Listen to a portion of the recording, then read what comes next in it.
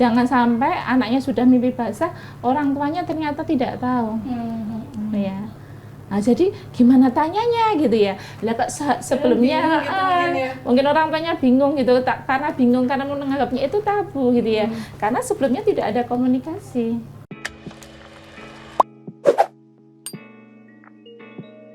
Assalamualaikum warahmatullahi wabarakatuh. Teman-teman Lingkar Positif, alhamdulillah hari ini kita kembali lagi. Insya Allah pada hari ini kita akan membahas seperti yang teman-teman tahu juga tentang mempersiapkan masa pubertas anak. Nah, sebelum kita bicara dengan narasumber kita sedikit membahas gitu ya teman-teman. Sebenarnya setiap manusia itu pasti memiliki masa tumbuh kembang dari balita, kemudian anak-anak, remaja, dewasa, dan hingga masa tua gitu. Nah, tapi kebanyakan orang tua yang kita tahu gitu suka merasa anaknya itu masih anak kecil gitu. Mungkin umur anaknya udah kuliah juga ngerasa ini anakku masih kecil gitu. Sehingga untuk membahas tentang perubahan atau pubertas anak itu dirasa tabu dan sensitif. Nah, jadi nggak sedikit orang tua yang justru dia nggak mau membahas hal-hal itu kepada anaknya, sehingga ada dampak-dampak negatif yang menyerang anak ketika masa tumbuh. Mungkin dia tidak merasa kalau dirinya sudah dewasa, ada batasan-batasan yang harus dia pahami, ada bentuk tubuh yang berubah.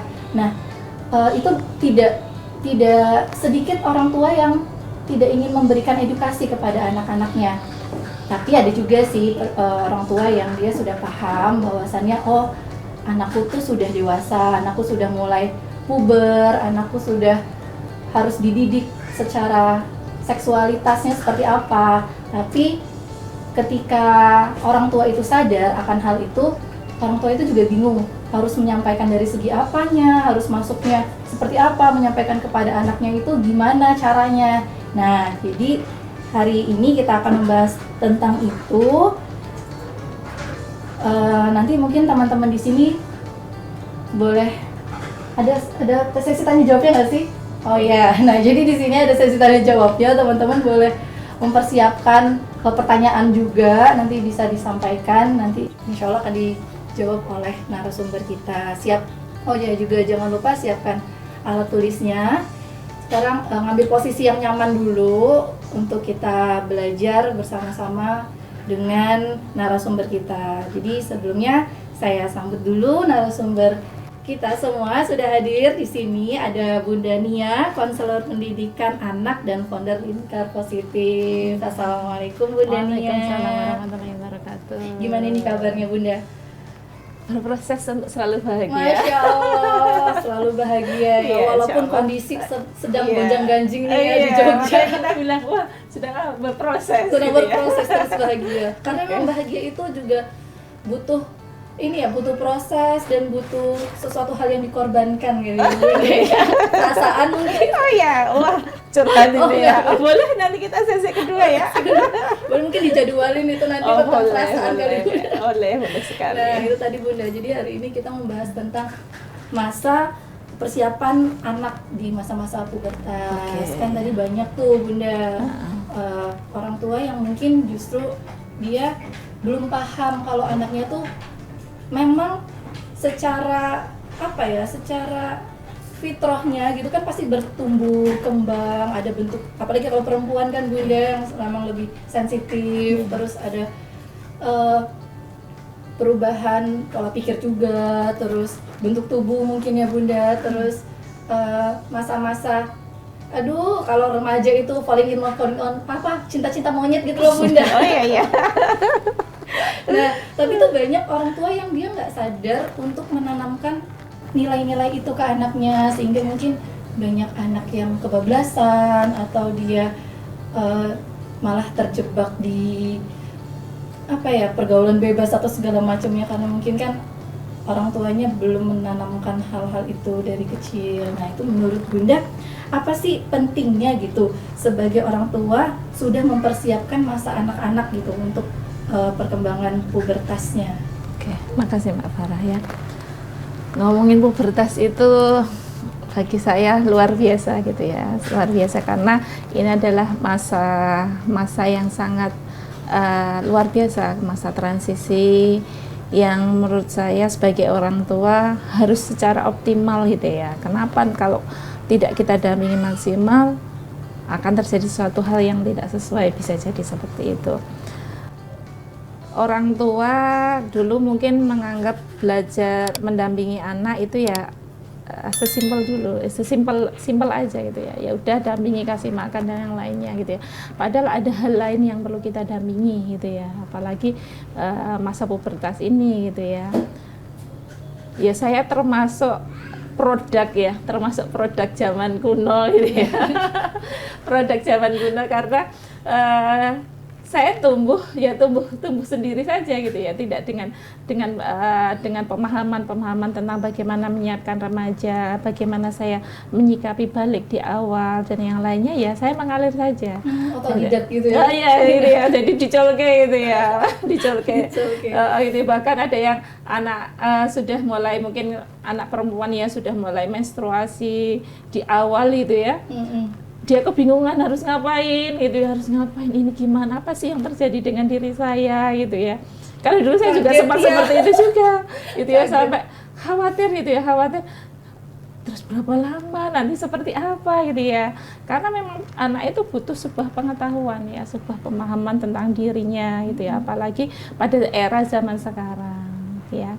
Ketika orang tua itu tidak mendampingi, tidak mengajak dia diskusi gitu ya, justru dia akan mencari di tempat-tempat yang lain. Itu yang dikhawatirkan. Kalau mencari di tempat yang lain, dikhawatirkan tempat lainnya itu di mana, tempat lainnya itu di mana.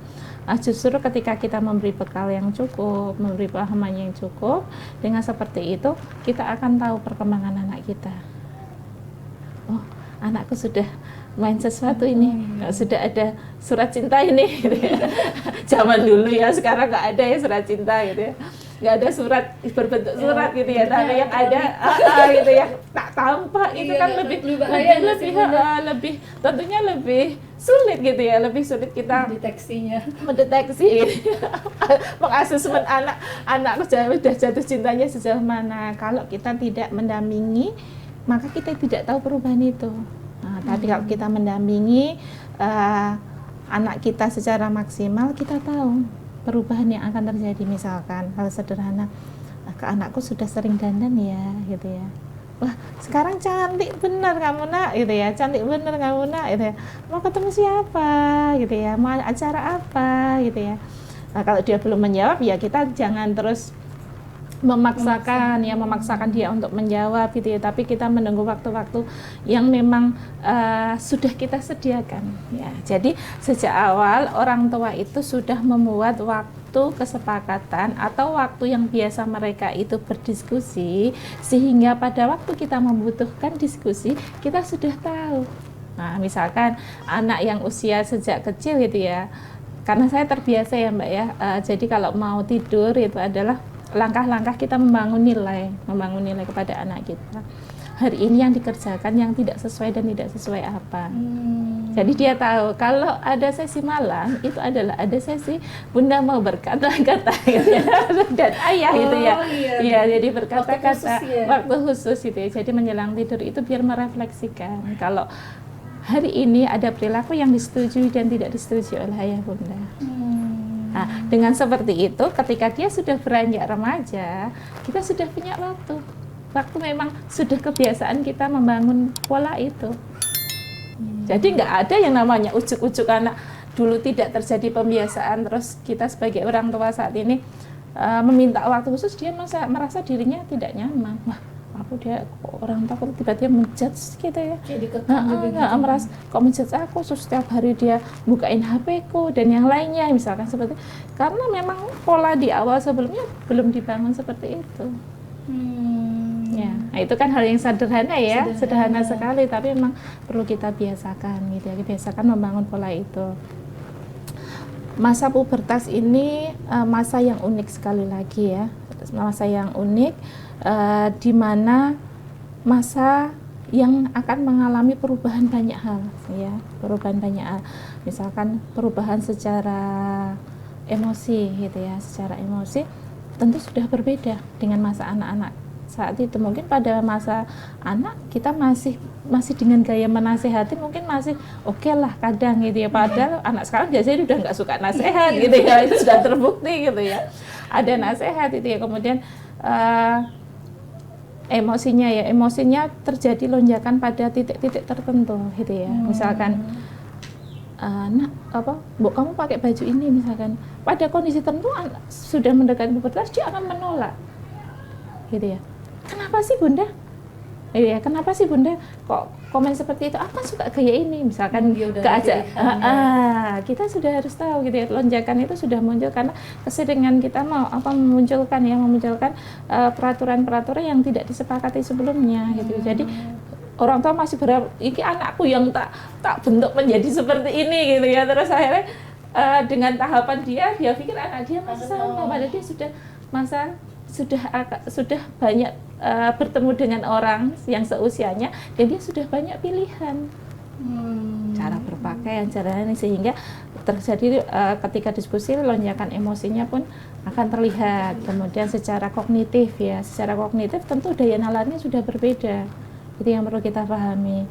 Mereka bukanlah seorang miniatur anak kita gitu ya, yang miniatur orang dewasa gitu ya, yang begitu saja kita sampaikan tanpa sebuah pemahaman dia bisa berkembang sendiri, tidak gitu ya, tapi harus dengan treatment tertentu gitu ya, untuk mendampingi. Secara kognitif dia sudah jauh nalarnya gitu ya. Kemudian tentu ya secara fisik kita melihat perubahan yang drastis ya ketika sudah mendekati pubertas. Kalau perempuan pasti akan hal yang menonjol itu akan muncul gitu ya, hal yang menonjol itu akan muncul. Kemudian bagian-bagian tertentu gitu ya, rambut di bagian-bagian tertentu juga muncul. Bagaimana cara merawatnya? Apalagi di fitrah kita belajar tentang ini ya, pendampingan remaja. Mungkin kalau saya sebagai seorang yang muslim ya itu ada gitu ya, bahasanya itu adalah kebiasaan yang memang disunahkan gitu ya. Artinya kita sudah mampu menyampaikan nilai-nilai itu, saatnya kita menyampaikan nilai-nilai itu kepada anak. Kemudian hal yang lain, mungkin kalau anak remaja laki-laki gitu ya, kapan sih dia mimpi basah gitu ya. Jangan sampai anaknya sudah mimpi basah, orang tuanya ternyata tidak tahu. Ya. Nah, jadi gimana tanyanya gitu ya. Lah kok sebelumnya mungkin orang tuanya bingung gitu, karena menganggapnya itu tabu gitu ya. Karena sebelumnya tidak ada komunikasi. Sehingga ketika anak itu mimpi basah, sulit sekali dia terbuka dengan orang tuanya. Berarti sebelumnya itu memang harus diedukasi dulu dengan diskusi, ngobrol sama anak gitu ya Bunda. Besok kalau kamu sudah besar, kamu akan melihat sesuatu yang berbeda dengan diri kamu. Kalau yang perempuan, sudah saatnya kamu mencoba menjaga diri, rasa malu itu lebih ditingkatkan. Siapa mahram kamu dan yang lainnya itu. Saya yakin kalau untuk anak usia SD saat ini sudah diajak diskusi seperti itu sudah biasa. Karena apa Mbak Farah? Karena saat ini anak usia pubertas itu maju. Iya benar. Ada yang kelas 4 SD, 3 SD gitu masih Bunda sekarang. Terakhir kemarin saya kebetulan saya itu kan juga ini ya, penyedia guru anak berkebutuhan khusus, shadow teacher gitu ya. Jadi saya mengirim guru untuk anak berkebutuhan khusus. Saya juga kaget gitu ya ketika saya disampaikan anak usia kelas 3 sudah head. Nah, tentu ini adalah sebuah perayaan sebenarnya, seharusnya perayaan dalam artian perayaan mendekati pubertas gitu ya. Tapi kan tidak semua orang tua gitu ya menyiapkan momen ini gitu ya. Iya. Dipikirnya momen yang paling luar biasa itu pakai toga gitu ya. Pakai toga padahal saya sampai sekarang belum pakai toga gitu ya. karena wisudanya tertunda terus gitu ya. Gitu ya. Jadi seakan ini adalah seharusnya ini menjadi perayaan yang bisa kita rayakan dengan sesuatu yang untuk menanamkan nilai. Perayaan secara edukasi juga. Mungkin ini ada sebuah kisah yang bagus Mbak Farah. Saya juga baru melihat itu ya.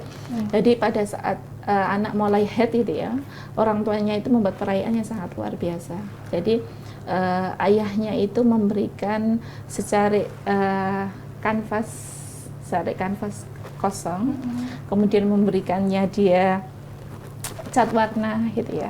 Dia bilang ke anaknya gitu setelah setelah head itu ya, nah kamu saat ini seperti kanvas ini, ya seperti kanvas ini bersih gitu ya. Sekarang coba kamu coretkan warna-warna yang ada di kanvas itu gitu ya. Nah, saat ini kamu bertanggung jawab dengan apapun coretan itu yang ada di dalam kanvas itu. Masya Allah, ayahnya sangat luar biasa. Jadi itu sebenarnya ingin menggambarkan kepada anaknya bahwasanya kamu sudah memiliki tanggung jawab terhadap diri kamu dan terhadap Tuhan. Ya, terus bundanya juga melakukan perayaan itu dengan memberikan bunga mawar kepada putrinya. Nah, saat ini kamu seperti sekuntum mawar merah gitu ya, merona, merekah gitu ya, karena merekah gitu ya. Namun mawar ini ada durinya, ya, mawar ini ada durinya.